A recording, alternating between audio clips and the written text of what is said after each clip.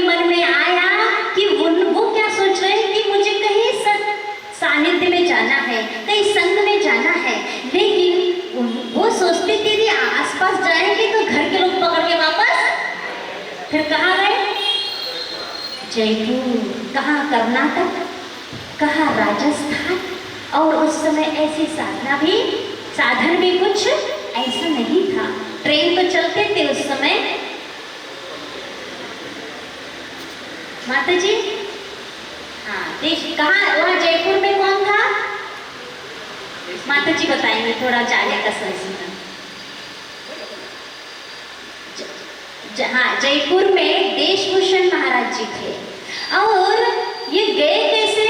घर में किसी को बताया नहीं और मन में ये था कि हमें घर तो छोड़ना ही है और पैसे थे नहीं, आजकल के बच्चों जैसे नहीं कि खर्च के लिए रोज रोज मिलते हो। पॉकेट मनी मिलती ना सबको, पहले कोई पॉकेट मनी चलती नहीं थी। हाँ, तो ऐसे पैसे भी उनके पास नहीं थे। यह बात जाने के बाद उन्होंने अपने दोस्त मारुति से कही थी कि मुझे तो घर छोड़ के जाना है, जयपुर जाना है, जैसे भी करके मुझे वहाँ पहुँचा दो। तब मारुति ने, जब से उन्हें सुना, वो मारुति कौन था? जैन नहीं था, अजय था। और इतनी दोस्ती थी उनकी कि वह अपने मित्र की हर मनोकामनाएं पूरी करवाता था। चाहे कुछ भी लग जाए, हमारा जीवन लग जाए, प्राण लग जाए, लेकिन हमारे मित्र की मनोकामना पूरी होना चाहिए। कोई भाव अधूरी नहीं रहना चाहिए। ये कहती मित्रता।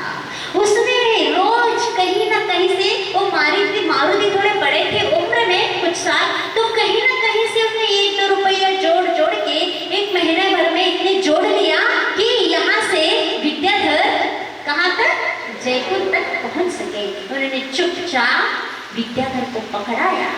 भैया, आपने सोचा है, आत्मकल्याण करने का मन में आया है, हमें आपसे इतना राग नहीं है, इतना अटैचमेंट नहीं है कि हम तुम्हारे आत्मकल्याण के रास्ता को रोक सके।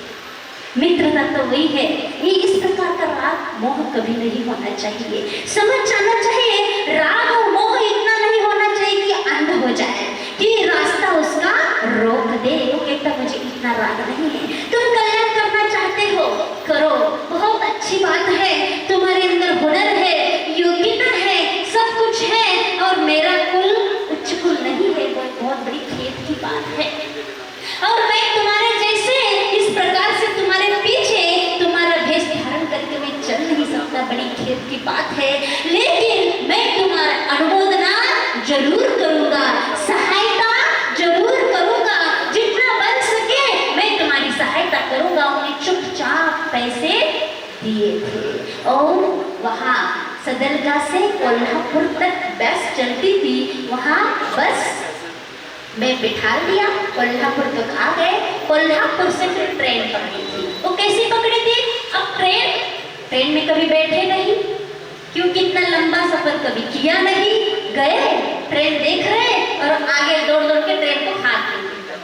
मालूम, ट्रेन चालू हो गई थी, जैसे बस को हाथ देते हैं ना, लिफ्ट मारते हैं, हाथ दे दी। उनका पुण्य था, उनके पुण्य के उदय से ट्रेन आज हाथ देख के ट्रेन को रुक जाएगी।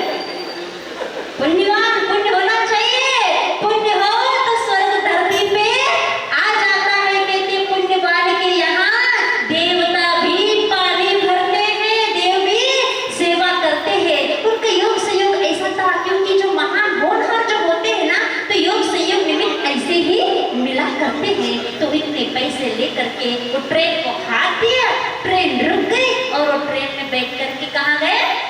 उड़ गए। चलो आगे चलिए। हो दिवस 8 पत्र मिला